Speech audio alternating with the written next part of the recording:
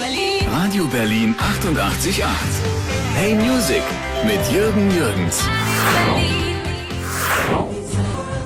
Hey Music, it started in 1967.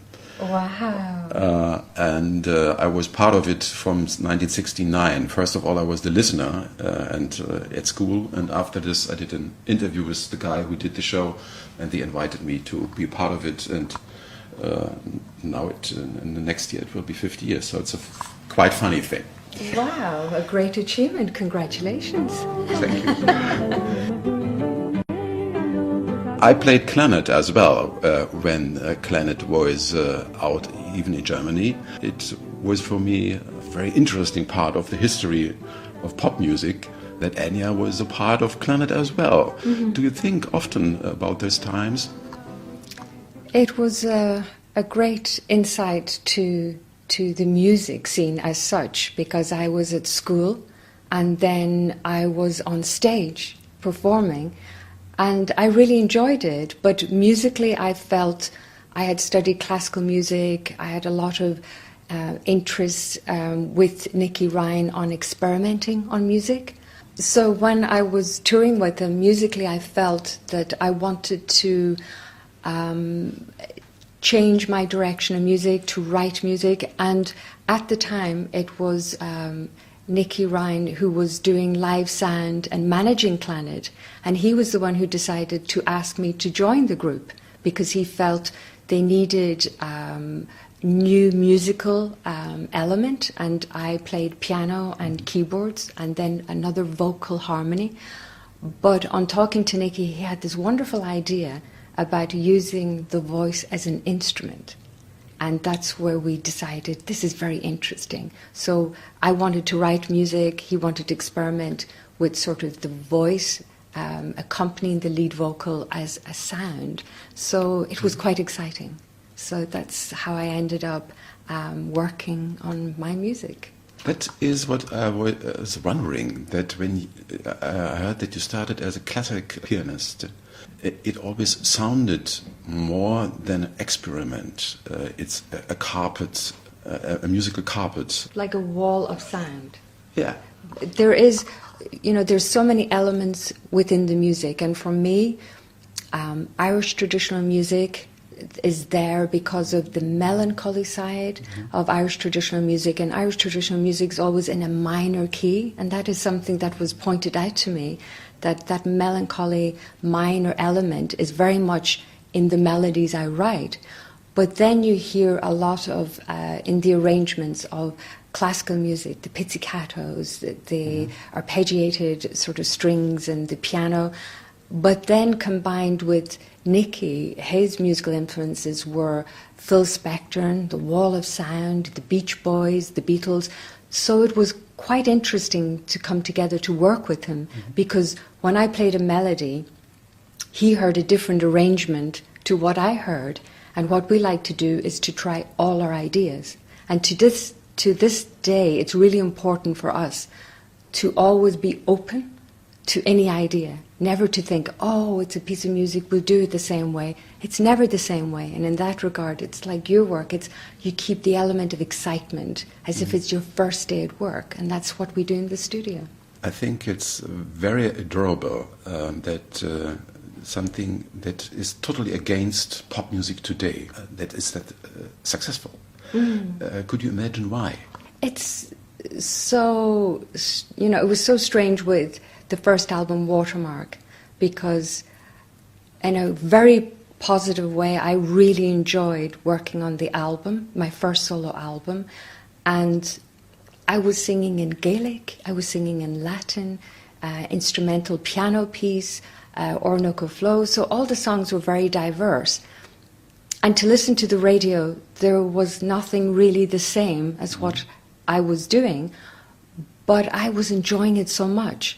And that's what I was hoping that would transcend to other people, that they would enjoy the music, but that they could hear how exciting it was to work with Nicky and with Roma, and to find a sound and to feel the freedom to write any sort of genre of music for me, because it felt like when people bought Watermark because they heard Orinoco Flow, it wasn't 12 songs of Orinoco Flow. It was very different, the music. And so to me, that was a factor that was very important, that people could pick up on the excitement, a risk factor musically as well. But I enjoyed it so much. And I think that that's why people took to the music.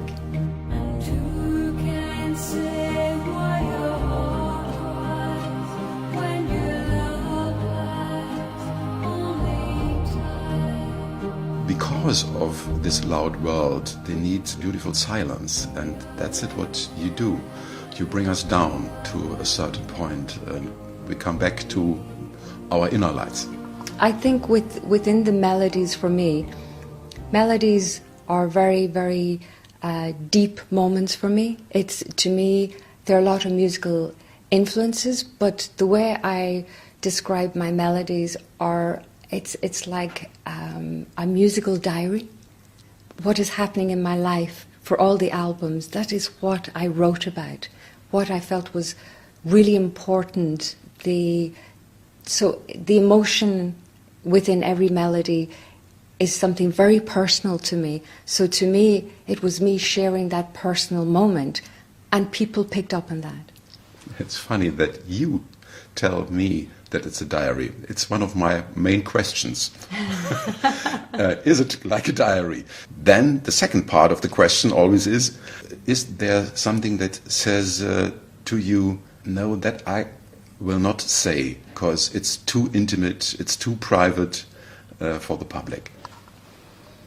I felt I've never restricted myself, and it's to me, it's like when you're writing a melody, it's your own little journey. And when I'm in the studio, I'm very much on my own for the moment of writing a melody. There are no distractions. And you write in a way because it's very therapeutic, because you do relive a moment, whether it's a story, it's a landscape, it's somewhere I've traveled to, or a person. So to me, I've never felt I restricted myself. I felt very comfortable to be able to tell this story. I know the way everything flows. Here comes another new day. Hallelujah, hallelujah. But it's so sad that we never see you on stage. I know, and that has to go back to the fact of the way I work, because of the amount of time to put an album together. Each album has really been 3 years. With Watermark, it was 3 years before Shepherd Moon's 3 years before Memory Trees, and each time a lot of time dedicated to the work in the studio. And because of the success of the music, it wasn't necessary for the first albums that we were talking about touring, because the priority was to work on the next album. That was because there was a clause in my record company, when I signed with them, because I'd worked with soundtrack first of all, with film, and it was very exciting to do my first solo album. But because of the way I worked, very slowly, I said to them, if you don't mind, it will be 2 to 3 years between each album. And because I was an unknown artist, they said, oh, that is fine. But because of the success of Watermark, they then felt the priority was that as soon as I did promotion, that I would go back to the studio to begin the next album. So it wasn't something we thought about. They felt because their sales had surpassed what they expected, I didn't need to tour the albums as such. So they felt the music sold by itself. So they felt the priority always was the studio work.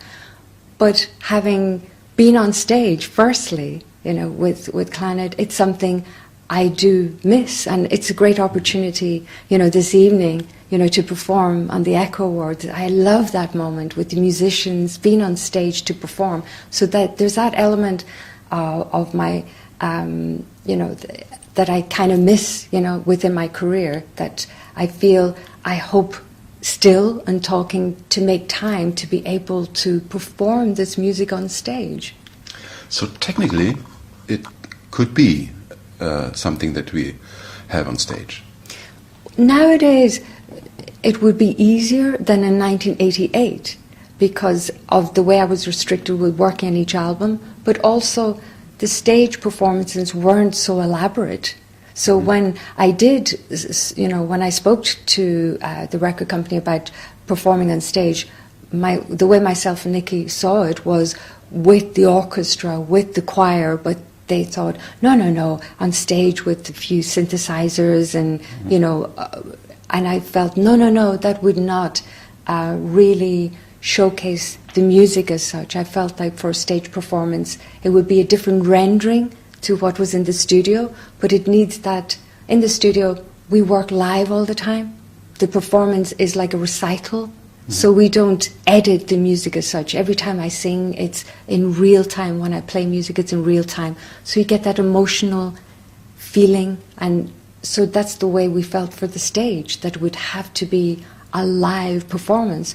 But today now, you have great big shows with orchestra, with choirs, and so the possibility is easier for today to think about a tour or a stage performance. So we're waiting. Better.